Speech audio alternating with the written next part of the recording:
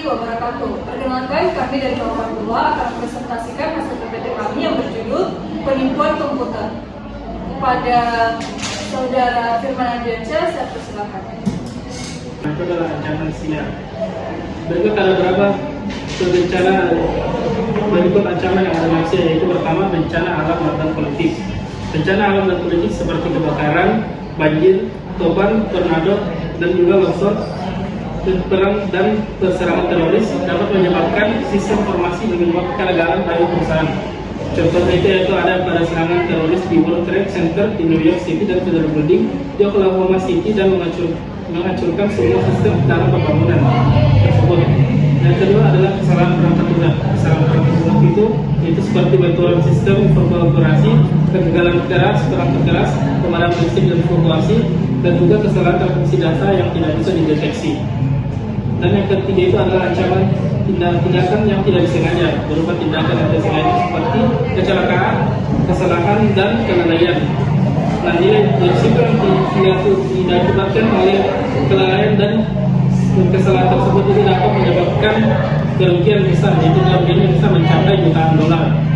Dan yang keempat itu ada tindakan yang disengaja seperti kejahatan komputer, penipuan atau sabotase.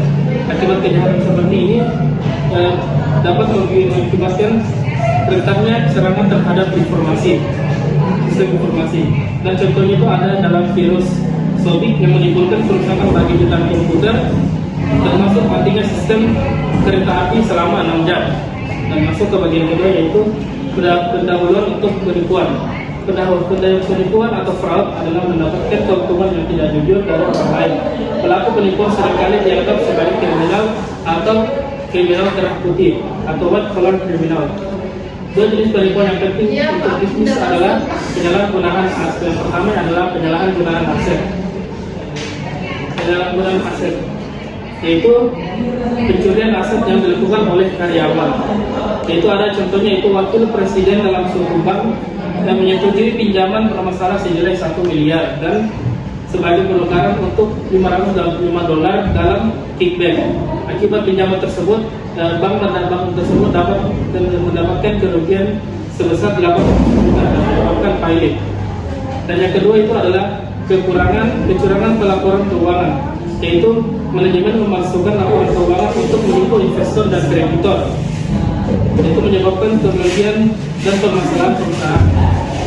Selama beberapa tahun banyak penipuan laporan keuangan yang dipublikasikan itu telah terjadi seperti dalam kasus ini. Baik, sekian dari saya kembalikan ke moderator. Selanjutnya akan bisa jelaskan sendiri. Slide ketiga yaitu siapa yang melakukan penipuan dan mengapa. Pelaku penipuan komputer umumnya memiliki keterampilan dalam ilmu komputer yang termotivasi atas dasar penasaran, pencarian untuk pengetahuan, keinginan untuk belajar bagaimana hal dapat bekerja, dan tantangan mengalahkan sebuah sistem. Nah, di sini kami menampilkan ada segitiga penipuan, dan di mana segitiga penipuan ini menjelaskan mengenai kenapa pelaku penipuan melakukan aksinya. Yang pertama karena adanya kesempatan, yang kedua adanya tekanan, dan yang ketiga adanya rasionalisasi. Banyak karyawan yang melakukan penipuan karena termotivasi ketamakan. Mereka juga merasa bahwa adanya pemecatan yang terjadi di masa yang akan datang, dan juga mereka merasa bahwa mereka tidak diperlakukan secara adil di perusahaan yang tempat mereka bekerja.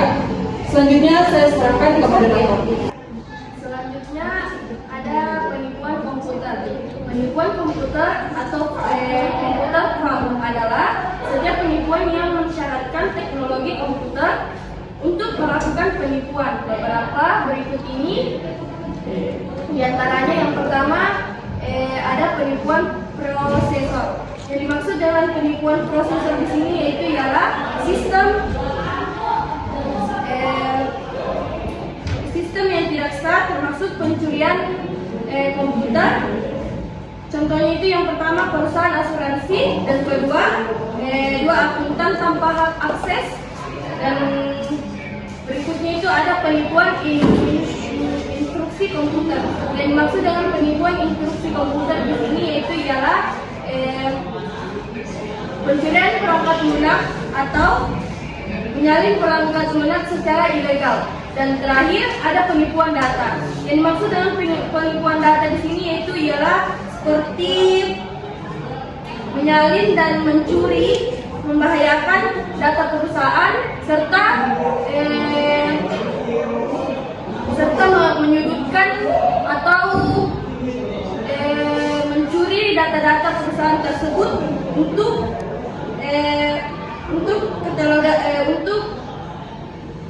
ketelodoran. Dan terakhir ada penipuan data. Yang dimaksud dengan penipuan data di sini yaitu ialah suatu data yang dikelola dengan secara tidak sah atau suatu karyawan yang menyebab terbesarnya pelanggaran data atau ketelodoran karyawan. Berikutnya ada mencegah dan mendeteksi penipuan dan penyalahgunaan.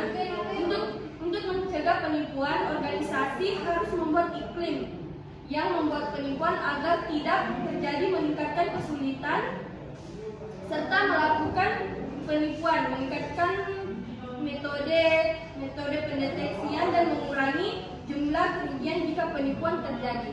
Mungkin itu saja yang bisa saya sampaikan. Saya kembalikan ke moderator. 3. Demikianlah presentasi kami pada hari ini. Kurang lebihnya mohon dimaafkan. Wabillahi taufiq wal hidayah. Wassalamualaikum warahmatullahi wabarakatuh.